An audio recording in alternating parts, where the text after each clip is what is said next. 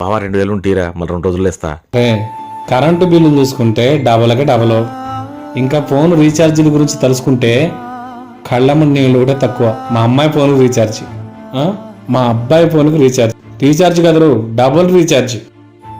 మా ఆవిడ phone recharge, నా ఫోన్ రీఛార్జ్, మళ్ళీ నాకు 2 సిమ్ములు, 2 రీఛార్జీలు. ఊళ్ళో ఉన్న మా అమ్మకి రీఛార్జ్, మా నాన్నకి రీఛార్జ్. తెలియకుండానే 3000 అయిపోతుంది కదరా నెలకే. అదే కదరా. అరే దగ్గర మళ్ళీ బయట 2 సిమ్లకు రీఛార్జ్ రా. అరే నీ అబ్బా ఎవరితో మాకు ఇంకా ఇంట్లో వైఫైకి 1000 రూపాయలు రా. అరే నాకు విషయం తెలియక అడుగుతున్నాను.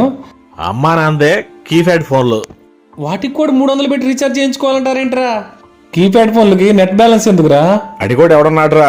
దోసుకున్నాడుకు దోసుకున్నంత వాళ్ళ ఇష్టం వచ్చినట్టు దోసుకుంటున్నారా జనాల్ని.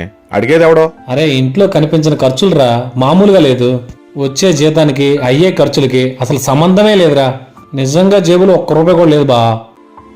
నిజమే లేరా, మనలాంటి సామాన్యులకి బతకడమే కష్టమైపోయింది లేరా.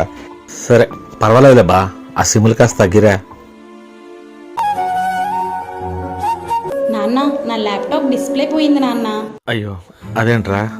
ఇప్పుడు అది వేయించాలంటే 5000 అవుతుంది నాన్న. 5000? ఎగ్జామ్స్ కూడా దగ్గరలోనే ఉన్నాయి నాన్న. సరే నాన్న, నేను ఇప్పుడే డబ్బులు పంపిస్తా నీకు.